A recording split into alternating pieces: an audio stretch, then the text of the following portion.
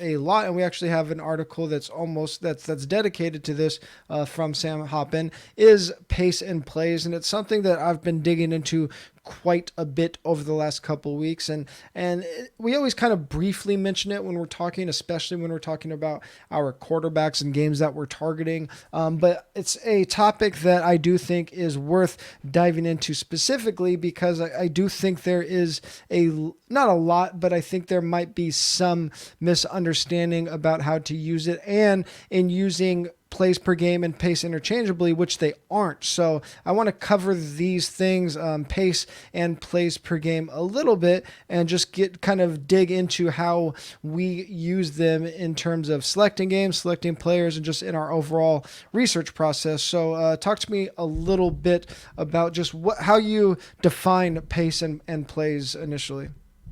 Sure. Just defining them. Pace is how fast a team is playing. Usually we're going to come up with some metric that shows the speed at which they get from one play to the next. Very common is seconds per play. That's what we're often seeing these days.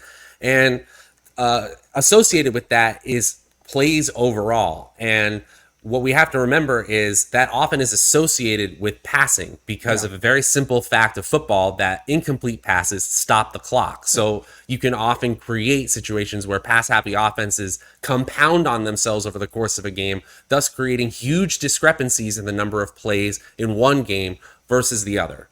You know, what we're looking for ultimately is teams that play fast and, as I said, throw more, regardless of the score of the actual game, tend to produce more fantasy points because incomplete passes, again, stop the clock. That equals more plays. Faster pace equals more plays. More plays equals more potential for fantasy points. It really is that simple when we boil it down. But one thing I want to add is I think this is an area that I don't know if we want to say it's a next frontier, but I think it is an area where we haven't really honed our processes. You know, one area you could say that we've gotten a lot better as a community is utilizing average depth of target and air yards, where that was a real edge 5 or 6 years ago. But pace of play and nailing what games have shootout potential, that's a gray area that we're still getting better at. So I think this is a great thing to dig into today. Yeah, and we're going to touch on some of those nuances, and I think where there might be a couple edges in that interpretation. Again, people just conflating pace with plays and not understanding how they interact with each other, and why there could be some kind of counterintuitive takeaways from it. But before we get into that, just harping on your last point about more plays equals more fantasy points, it is intuitive, but sometimes in football, the intuitive things don't always play out that way when we look at the numbers. So there is statistical data that backs up that notion. In terms of league-wide average plays per game, an offense averages about 63 plays per game. When teams have been one standard deviation above that this season, when they've ran 72 or more plays in a game, they've averaged 27 points. The league average points per game is 23. So, almost a 20% increase in points per game or points per team when you add one standard deviation in plays run. So that is very important that we are understanding that we are seeking out these teams that are running a lot of plays, not necessarily games that can have a lot of plays. We'll get into that more. And I do think that's one area where people have a lot of errors. I think we can do a lot better by just looking for a single team that can have more plays, but we'll dig into that more. And that's back to that note. Fast pace doesn't always mean a lot of plays. And again, Sam Hoppen writes our article that really covers pace, plays, breaks it down by play expectation, and then also goes into more granular level, like looking at a recent 5-week trend versus the whole season trend. So people need to be very cognizant about that. Teams can be fast, but not move the ball very effectively, or not move the ball fast and still be worthwhile in terms of getting a lot of plays if they're slow. So there is some discrepancy there, and reading that article every week and understanding how Sam breaks down that nuance is very important. But like to that point, that kind of ties into things like game script and adjusting these numbers, right? Right. And that really is the next step. And Sam does a great job in that article, just visualizing things for you. Yeah. It is kind of complicated to break all this down. And honestly, we should just be adding layers of depth, not taking them away. So Yeah. bear with us, because it is really important to game script adjust these pace. And tied to this concept is passing numbers really as well, because obviously, if you know anything about football, is that teams that are playing from behind are more likely to pass and more likely to have a sense of urgency, thus playing with a faster pace of play. Yeah. So we need to make sure we're contextualizing all of these play numbers and these pace of play numbers for the game environment that teams find themselves in. Because one thing we know is that while efficiency matters most for quarterback in fantasy football, efficiency really matters for all players, because big games come from extreme efficiency typically on a requisite, just a normal amount of volume. So we want to have the ability to seek players who have the possibility of being efficient when the pace of play changes, when things change. And we should use resources that kind of help us get there. We've mentioned Sam's Hop into Conclusions article, really one of the best ones out there. Football Outsiders was one of the first stat services that were able to offer pace of play stats, seconds per play. And I think they have moved behind a paywall. I did see on Awesemo.com's website, they have an advanced stats tool that has some stats that I've mentioned on this show: game script adjusted rush rate and game script adjusted pace of play. So those are some free resources. I think that Sam's article is right there at the cream of the top, the cream of the crop, is in terms of helping you understand these concepts, which can get pretty complicated. Yeah, and two things that you mentioned were contextualizing all these numbers and also understanding efficiency versus volume on a team level. And again, I asked Sam about his article specifically and to talk about how to contextualize some of these things. One of the obvious ones is like if we look at something like plays per game, one overtime game can throw things out of whack. So understanding that sometimes we need to strip that out of the math. And again, Sam does that a lot in the article when necessary. And then his takeaway or the thing that he should note to readers is not a lot of times, we need to be looking at the extremes, because from whether it's pace or plays per game, most teams are fitting in this really tight range. Like I mentioned, that 63 plays per game for an offense. I think seconds per play is usually around like 23 or 24 seconds or something like that. And the variation is going to be pretty small on either side. So like just because a team is like, I don't know, let's say they're sixth in plays per game, if that's, like a 0.3 standard deviation above the league average, like that doesn't actually really matter, right? So we need to really be like a team like the Ravens, who ran so many plays every game, or a team like the Seahawks barely run any plays. Those are where we should really be paying attention. And again, we're going to get into that shortly, but again, to your point about efficiency, I looked at like how plays and pace and all these things correlate with actual points scored, which is the thing we care about most.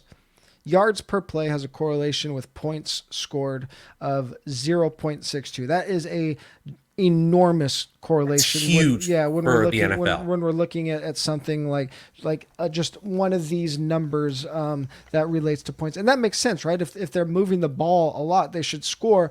Whereas if we look at something like plays ran per game versus points for the offense, the correlation is just 0.27.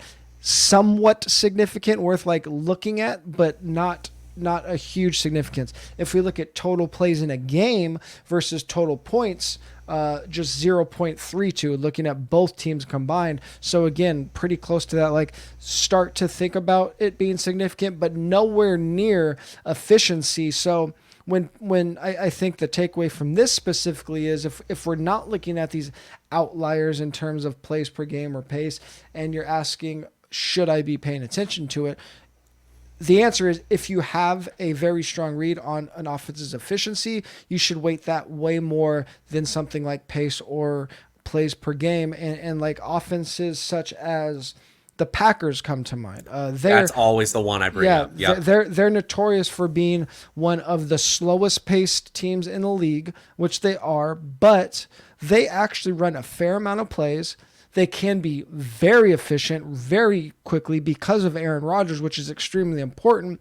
And because they are efficient with their usually with their passing game, they are a team that can be pushed a little bit. And we talked about them the week that it was the Aaron Rodgers Vikings, like that stack went off. The reason we were pushing them is because if they get a little bit of a nudge with a team that will pace up a little bit or will throw with them, they can play that type of game. So they're not like Seattle, who isn't running a lot of plays or running a slow pace that isn't going to at least Seattle right now, not Seattle historically, but Seattle right now, where they're not going to match up. Like Green Bay, they can overcome that slow pace, and they often do. So again, contextualizing these things, understanding how important like something like an offensive efficiency is, and should really outweigh something like a pace or a plays per game.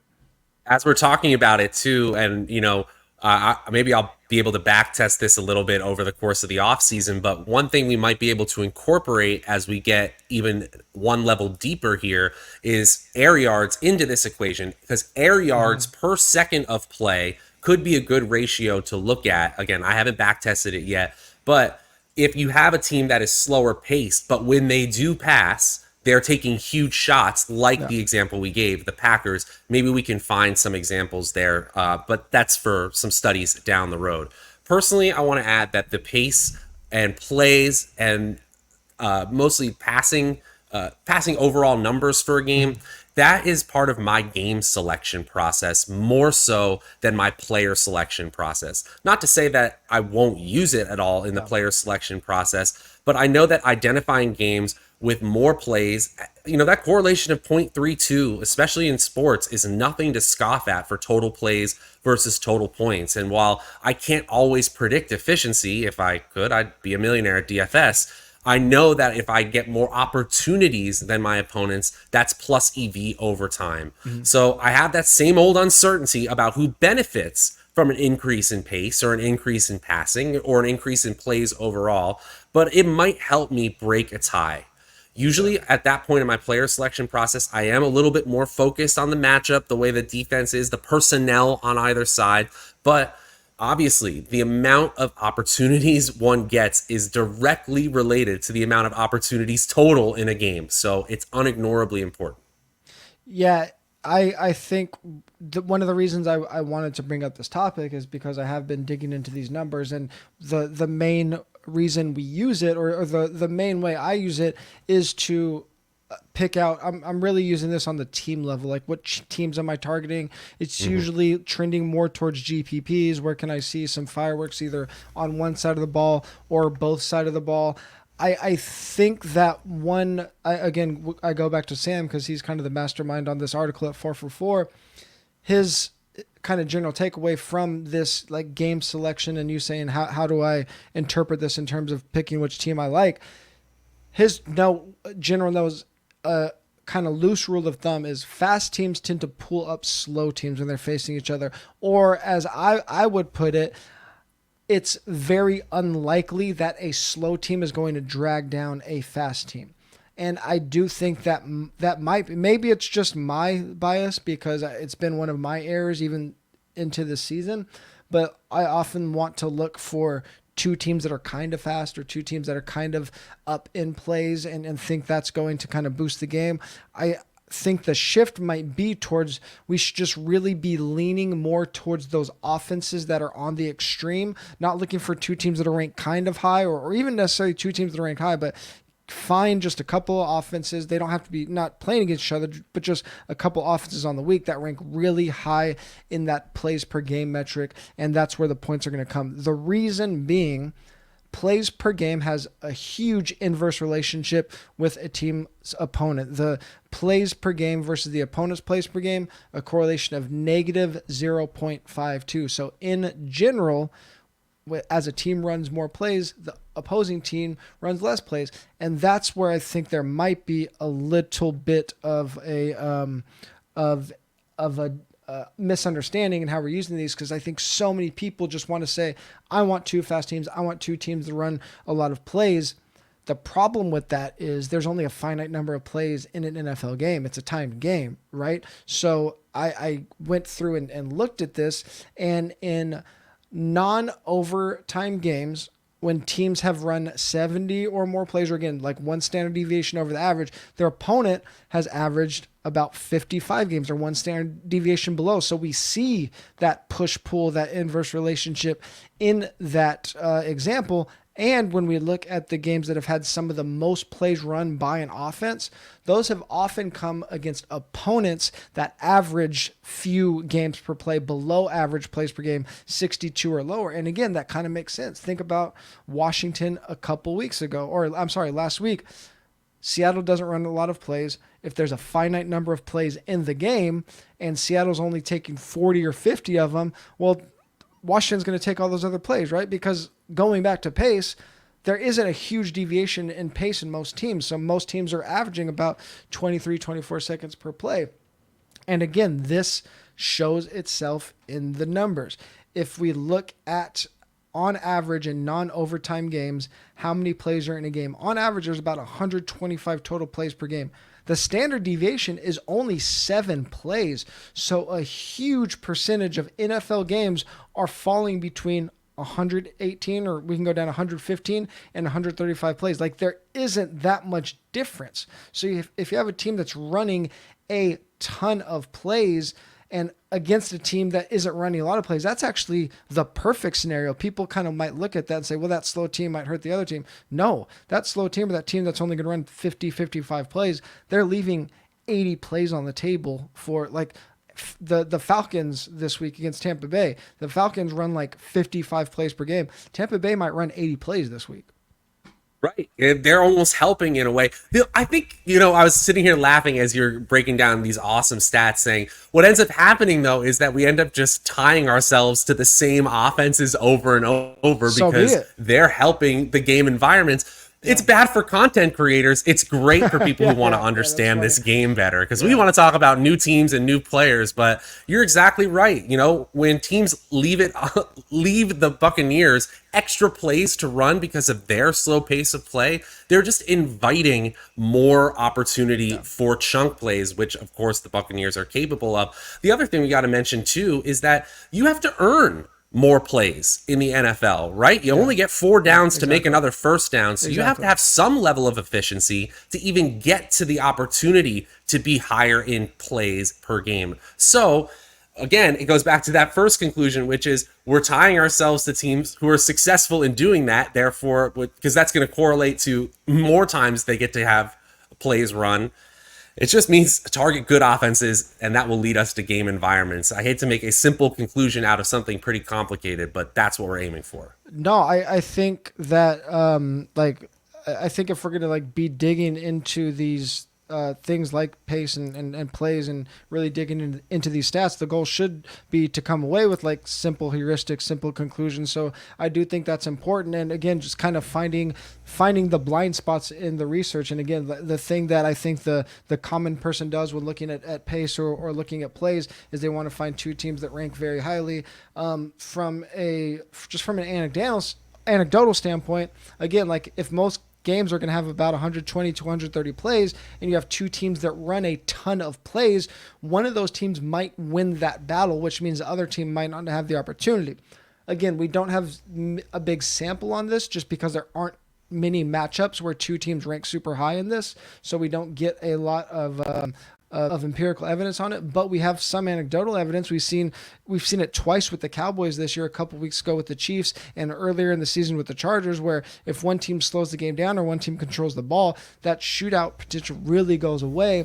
And where I think this huge advantage, this huge blind spot could be, and we're going to have to keep testing this and maybe back test it as well, is that when we see teams that might not rank high in plays per game or in pace, if they're playing a team that is really low in that metric, the opponent could benefit. So for example, Minnesota is a team this week that is very middle of the road in pace and in plays per game, but they're playing a Detroit team that barely runs any plays. So the takeaway or the blind spot might be that teams like Minnesota in this situation could see that outlier week. They could be around that 75 play mark because Detroit doesn't run a lot of plays because they can't run a lot of plays because they're not good. So maybe targeting teams just against slow teams or against teams that don't run a lot of plays might be the overlooked thing, and hopefully we get a couple of weeks to use that to our advantage before the word gets out. I love that conclusion. Yep. I mean, it can be oversimplified to play good players against bad teams, but Yeah, I completely agree here. But we saw it last week with Minnesota where San Francisco pushed them, and they, regardless of pace of play, they're still able to be in huge shootout games with tons of fantasy scoring. Yeah, I'm excited to. I've been digging into these numbers over the last couple of weeks. I'm excited to take some of these lessons into practice this week, specifically on a couple of those teams that we talked about. Tampa Bay and Minnesota, I think, really fit well against some really slow teams this week, or teams that don't run a lot of plays. Not the same thing, remember. So that's a good one. I like that a lot, and